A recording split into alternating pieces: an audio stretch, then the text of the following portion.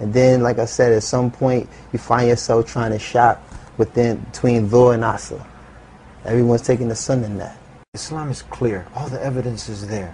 Yeah. But the desire of wanting success, what we supposedly look at success like the lifestyle that you were living, people paint that as, okay, that's the ultimate success. And people now will have those moments that they dig deep down inside and they know, look, I'm not happy. But they get caught up with the cars, they get caught up with the money, and everyone is going through this. How do you break through that? And not submit to your desires, but submit to the one. Exactly. I would say find success in Allah. But the reality of it is, Allah subhanahu wa ta'ala has replaced everything that was in my life that was haram and gave me things that are halal. For instance, my phone used to ring a lot. Nothing but haram. Nothing but issues that dealt with haram. Tell us, we have a lot of non-Muslims watching. You said a couple Arabic words. So they don't have to take an Arabic class. Haram, prohibited. Prohibited meaning, action. Yeah, meaning no good. You know what I'm saying? Not allowed. And halal, meaning permissible. Yeah. Meaning that it is allowed. So I would get plenty of phone calls from people who would want to indulge in things that were haram. Now, my phone rings, I find myself giving the brother salams. That peace that we gave each other. That greeting that we gave each other. Yeah. And not only that, I find myself doing things that are halal. You know what I'm saying? Like talking to people who might be interested in Islam and trying to guide them to a better understanding of what Islam is through my example and through, you know, what was given to me. And also just, you know, eating halal. You know what I'm saying? Eating better. You know, I don't eat food that's, you know, not permissible. I eat food that's halal, you know. Stay away from pork, stay away from things, you know. And it's just, Allah gave me the audience that I had before. You know, I still have the same young brothers and sisters that was intrigued by my musical career. Now all of them has embraced me as a brother of Islam.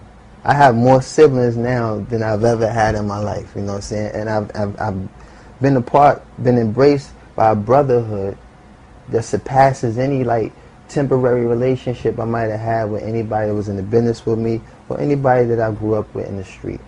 You know, and not to discredit any of my relationships, but the reality of it is Allah has removed a lot of these things that caused me harm and placed me in harm and danger, and now I just live a very free, peaceful life, and I wouldn't give this up for nothing in the world. No money can buy what you have now. No money can buy. Peace and contentment?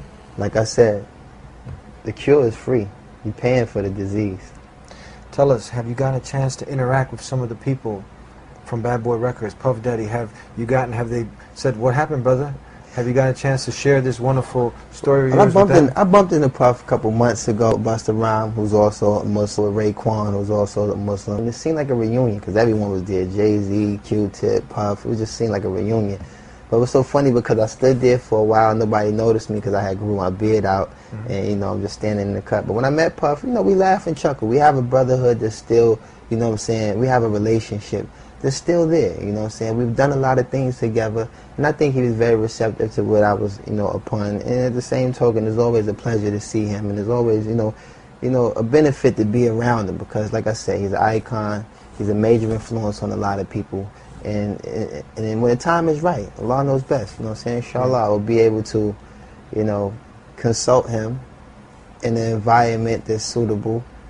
And maybe one day, inshallah, you never know. Puff Daddy might become a Muslim. What advice, closing comments, and suggestions for those who are trying to mimic the hip-hop phenomenons and people who are in your position? What advice so they don't go ahead and touch the hot stove? You know how you tell a child, you know, the stove is hot and they just got to go and burn it. So they don't have to go and take a long journey because death can reach you at any time. Definitely. And maybe you don't come back to where you were, you know, to finding that peace. What advice do you have? My advice would be, you know, if you're trying to, you know, incorporate a love for music, just be mindful that there's a lifestyle that comes with the music that kind of like, you know, destroys the whole positive effort of trying to just exercise a love for music. It kind of cancels out. You can't have one without the other. You do the music, you're going to indulge in the lifestyle that comes with the music. And the lifestyle itself is definitely something that you don't want to get involved with because it draws the guts out you. It draws everything that's pure inside you. And it's just something that, you know, removes the peace of mind that you might have had before you came into business. Some people feel like these desires are going to lead them somewhere, but the reality of it is, take my advice, you know, there's going to be a breaking point. There's going to be a point where you're going to find yourself overexerted, exhausted, overworked, and the benefits are not going to add up. So the reality of it is, you know, don't just take my advice, but try to take my advice. For real, it's serious. Brother, thank you very much for being with us here on the Dean Show. Man, pleasure being you. Man, Eddie, he's a good man. Thank you, man. Thank Allah you very much. continue to bless you as He has Ameen. by opening your heart and to this wonderful way of life. And I'd like to Ameen. thank you for being with